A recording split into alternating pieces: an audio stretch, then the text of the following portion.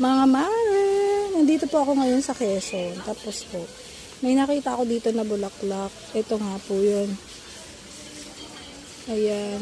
Ang sabi po ng mga kapatid ko, maganda daw po ito at pwedeng herbal. Dun sa mga may hypertension, mga ganyan. Ni-research ko nga po, siya ang tawag niya ay butterfly tea. Ayan. At ito daw po ay minsan ay ginagamit ng mga malalaking restaurant. Nilalagay sa mga pagkain. Kasi edible daw siya. Ayan. Ang ganda ng kulay mga mare. Violet. Butterfly tea. Ayan.